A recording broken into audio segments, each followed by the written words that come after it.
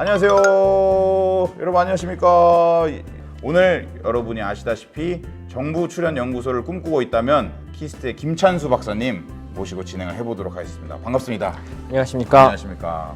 멘토링을 진행할 텐데 여러모로 많은 분들이 궁금해하세요. 정부 출연 연구소를 꿈꾸고 있는 분들이 많거든요. 예. 또 요즘 또 가장 인기 있는 또 직업 두 가지가 예. 유튜브와 정부기관 두 개 아니겠습니까? 아, 그렇습니까? 네. 저도 하나 배워갑니다. 감사합니다. 아닙니다. 그래서 많은 분들이 궁금해하실 텐데 김찬수 박사님은 정부 출연 연구소에 어느 정도 계셨죠? 예, 저는 키스트에 있는 지 10년 됐고요. 네. 10년 되니까 집에 난을 보내줘가지고 네. 예, 그때 알았습니다. 10년 됐구나. 나이 많이 먹었구나. 정부 출연 연구소에서는 10년 다니면 난을 보내준다. 그렇습니다. 네, 네. 핵심 정보입니다, 여러분. 네, 휴가도 하루 줍니다. 휴가도 하루 주고요. 네. 처음에 어떻게 정부 출연 연구소 들어가시게 됐는지. 사실은 연구하기 좋은 기관이 어딜까 네. 뭐 대학도 생각을 했고요. 네. 그랬는데 비교하고 그렇게 저울질하다가 물론 현실적으로는 먼저 연락이 온 데를 가긴 했는데요. 근데 연구소가 장점이 있습니다. 대학보다 기본적으로 하고 싶은 연구를 할 수 있게 하는 기본 연구비가 있거든요. 네. 대학교의 교수님들은 당신이 하고 싶은 연구를 하려면 연구비를 자꾸 지원해서 받아와야 되거든요. 네. 근데 정부 출연 연구소는 기본적으로 주는 게 있어서 하고 싶은 일을 좀 마음 편히 할 수 있습니다. 그런 장점이 있어서 선택하게 됐습니다. 하고 싶은 일을 좀 마음 편히 할 수 있는 그런 환경이다. 예, 맞습니다. 네. 네. 처음에는 그러면은 좀 이게 안정적으로 연구할 수 있는 환경이라고 생각해서 들어가셨는데 맞습니다. 예, 예. 계속 일하시니까 어떻게 좀 생각했던 거랑 맞던가요? 어떠세요? 예, 생각했던 거랑 맞는 부분이 굉장히 크고요. 사실은 이제 그렇게 지내면서 단점이라고 할까 하는 네. 거는 여기도 어차피 연구소도 회사거든요. 그렇죠. 그래서 큰 조직의 갈 길을 따라가야만 합니다. 그런 거는 장점이면서 단점이 되는 것 같은데 사실 근데 다른 기관도 좀 그렇지 않을까요? 물론 회사보다는 훨씬 더 회사나 회사의 연구소보다는 훨씬 더 자유롭죠. 네. 근데 학교보다는 약간 덜 자유로운. 네. 그럼 자유도로 따지면은 사실 학교가 가장 자유롭고 그렇습니다. 그 다음은 정부 출연 연구소, 예, 그 다음은 회사 이 정도로 그렇습니다. 보면 될까요? 맞습니다. 예. 그렇죠. 회사는 아무래도 좀 이익이 되는 방향의 연구를 많이 해야 되죠. 맞습니다. 네. 네. 그러면 처음에 어떤 연구를 하셨고 예. 오늘 또 들려주실 말씀은 지금 하고 계신 연구들 이야기도 좀 나오고 하잖아요. 맞습니다. 예. 네. 처음부터 이런 연구들을 하셨을까요? 예, 사실은 그렇습니다. 저는 처음에 대학교 과정에서는 컴퓨터공학을 공부를 했고요. 네. 그런 다음에 통계물리학이라는 분야. 통계물리학. 예. 그게 이제 말하자면 원자 단위에서 일어나는 물리적인 현상이랑 아주 큰 단위. 저희가 원자는 보지만 원자로 이루어진 이 책상에서 일어나는 물리적 현상은 서로 다르거든요. 원자단 아주 작은 것과 이 책상일 때는 다르다. 맞습니다. 네. 네. 그 조금 유식하게 말하면 연력학적인 현상. 조금 많이 유식해졌는데요. 네, 다시 일반적으로 말하면 네. 원자들끼리 일어나는 일과 이런 큰 덩이가 일어나는 일이 다른데 그 다른 거를 이어주려면 중간에 굉장히 많은 묻 알갱이들이 큰 거를 만들 때 어떤 현상이 이루어지는가를 통계학으로 있거든요. 그래서 통계 물리라는 분야를 공부를 했고요.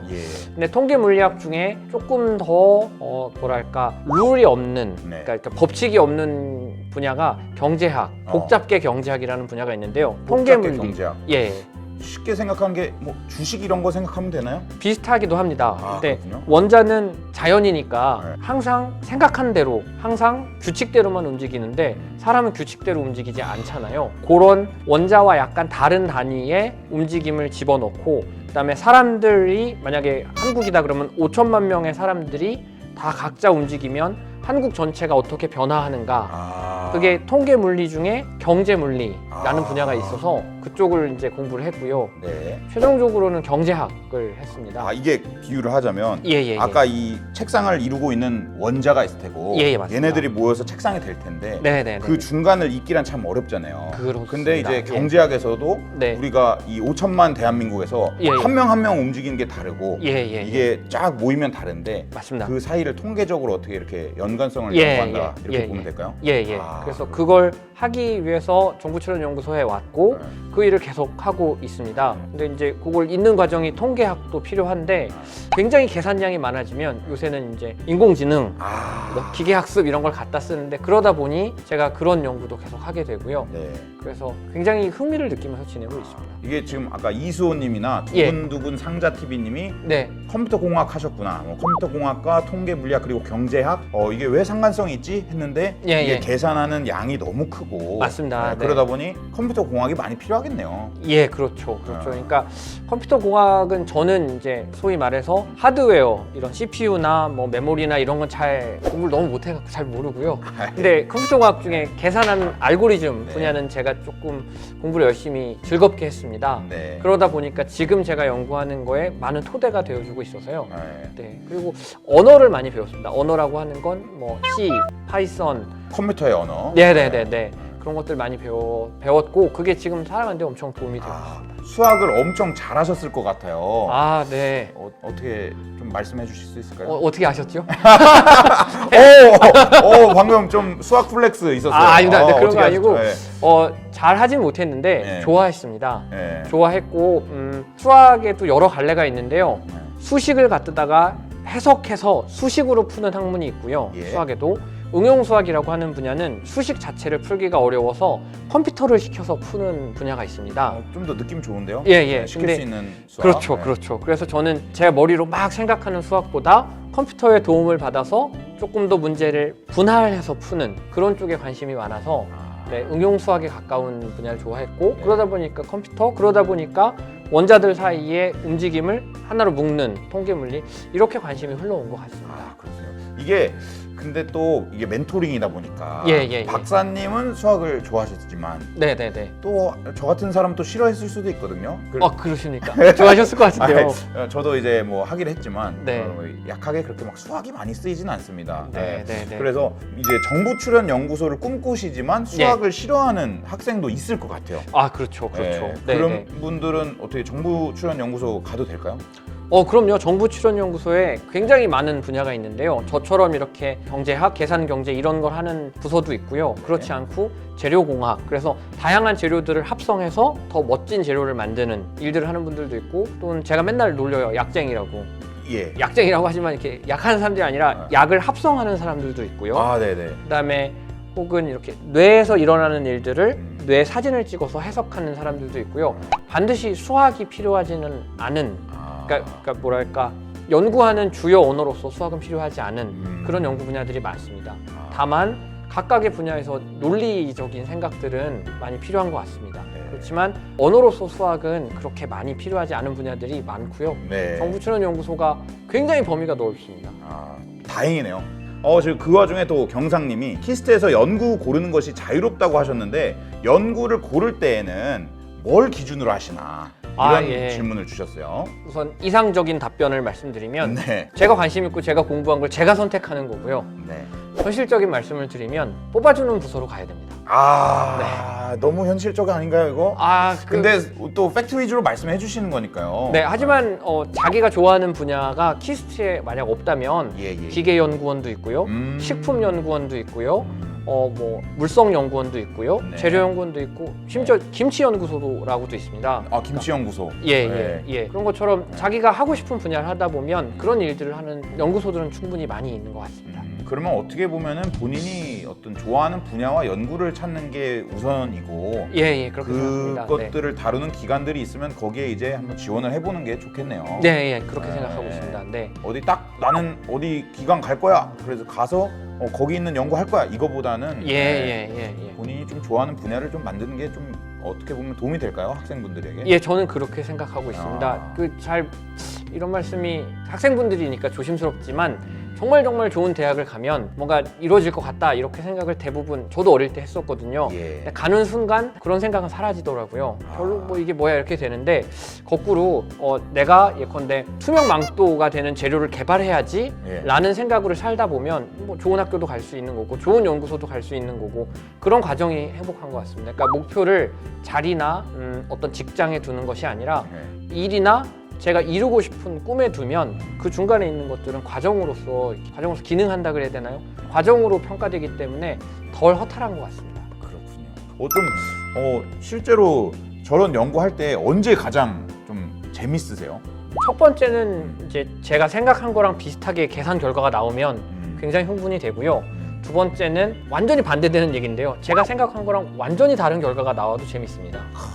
그리고 마지막 세 번째는 제가 아무래도 사회 관련된 계산을 하니까 네. 사회에 이런 게 뭐 쓰인다라는 네. 걸 확인할 때 굉장히 감회가 새롭습니다. 아, 자, 거북이님이 사회적 거리두기 3단계를 미루는 가장 큰 이유가 예. 경제적 여파에 비해 사회적 거리두기 효과가 적다는 건데 3단계는 2.5단계에 비해 어느 정도 효과가 있는 건가요? 이런 것도 과학이나 데이터로 설명이 될까요? 어떻게 설명하고 있냐면 한 명의 개인이 몇 명을 평균적으로 만나느냐 하는 차원에서 설명을 좀 하고 있습니다. 네. 예컨대 2.5단계를 하면 사람들이 뭐 다 지키진 않지만 한 70% 정도가 지킨다고 하면 평균적으로 11명 정도를 만나게 되고요. 계산상으로는 예. 저희가 이렇게 11명 만나 시키지 않은 건데 평균은 구할 수 있겠네요, 무조건. 그렇죠. 그렇습니다. 네. 예. 그리고 3단계를 정말 열심히 하면 평균적으로 4명 정도, 4.5명 정도를 만나 계산이 됩니다. 네. 보통 가족이 요새 3인 가족이 많은 데다가 예. 회사 잠깐 왔다가 그러니까 3단계는 정말 봉쇄라는 게 맞는 게 되죠. 음. 예, 그래서 방역 효과는 분명히 있지만 사람들이 실제로 경제 활동을 하기에 너무 위축되기 때문에 그런 부분도 고려를 해야 되는 점은 있습니다. 네. 이게 진짜 계산으로 다 할 수 있겠네요. 예를 들면은 2.5단계 때 경제적 효과 예. 플러스 2.5단계 때 감염자 수, 해볼 수는 네, 있습니다. 3단계 때 경제적 효과, 3단계 때 감염자 수, 이걸 이제 좀 저울질을 할 수 있도록 컴퓨터 계산이 조금이나마 도와줄 수 있겠네요. 맞습니다. 네. 그게 지금 약 선생님 지적처럼 정답을 준다는 것보다는 네. 각각의 다른 정책을 비교할 수 있는 비교할 수 있는 사회 실험실이 되는 겁니다. 사회의 실험실. 예. 사회의 실험실 예. 컴퓨터를 이용해서 할 수 있다. 맞습니다. 네, 그래서 계산 과학이 과학으로서 자리매김하고 있는 것 같습니다. 네. 제가 아까 사실 민경상 학생께서 네네. 질문을 하나 하신 게 굉장히 좋은 질문이라서 네. 평균이라고 하는 것이 맞지 않습니다. 저희가 정상 체중이라는 말을 하잖아요. 예. 영어로 하면 normal weight거든요. 네. 근데 그때 말하는 정상이 진짜 정상이냐, 넌 정신 정상적이야, 뭐 이렇게 저희 아버지가 저한테 혼낼 때 네. 정상적으로 사고를 해 이럴 때 그 정상이 아니고요. 굉장히 많이 나오는 경우가 정상입니다. 네. 정상 체중이라고 하는 건 실제 그 사람이 정상이라서가 아니고요. 평균적으로 그러한 위치에 있기 때문이거든요.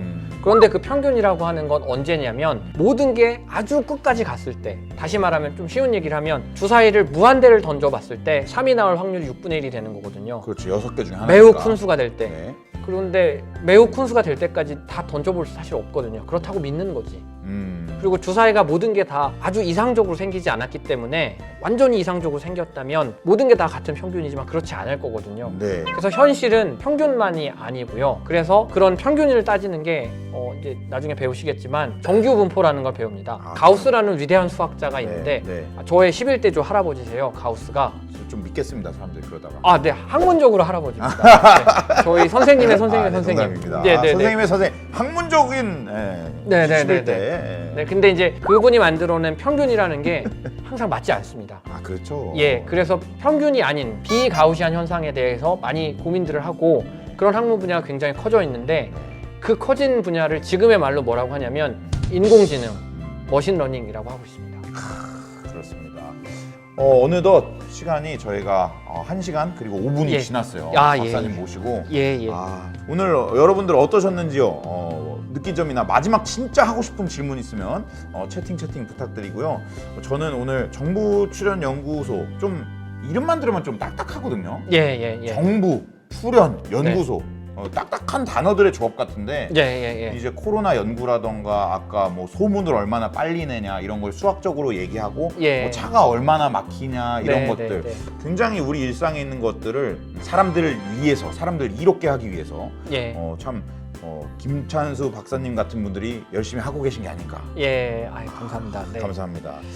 그런 의미에서 네. 많은 분들이 이 정부출연연구소의 실제 연구하는 것들, 그리고 또 찬수 박사님의 긍정적인 이 어떤 발표를 듣고 참 많이 영감 받으셨을 것 같습니다.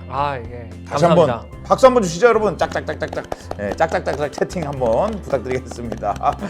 마지막으로 감사 인사 저도 하나 네, 드리면 그럼요. 지금 정부 출연 연구소라고 하셨지만 네. 출연이라는 게 돈을 냈다는 소리거든요. 그렇군요. 정부가 돈을 내서 돌아가는 연구소인데요. 네. 정부가 낸 돈의 핵심은 다 여기 들어와 계신 모든 이제 학생, 선생님들의 세금이잖아요. 네, 부모님들의 맞습니다, 또, 맞습니다. 네, 네. 그래서 정부 출연 연구소라는 건 사실은 세금으로 운영되고 있기 때문에 매사 조심해야 되고 매사 도움이 돼야 되고 매사 의미 있는 일들을 할 수밖에 없는데 그런데 이렇게 지원해 주셔서 굉장히 감사하다는 말씀을 드리고 싶고요.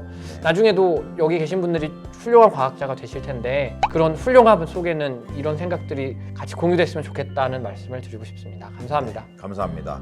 정말 궁금한데 저희가 답변을 시간 관계상 못 드린 부분들이 있어요. 그러면 그 하단에 질문들 올려주시면은 저희가 답변 드릴 수 있도록 하겠습니다. 지금까지 멘토링의 제왕 김찬수 박사님이었습니다. 감사합니다. 감사합니다. 안녕. 안녕히 계세요.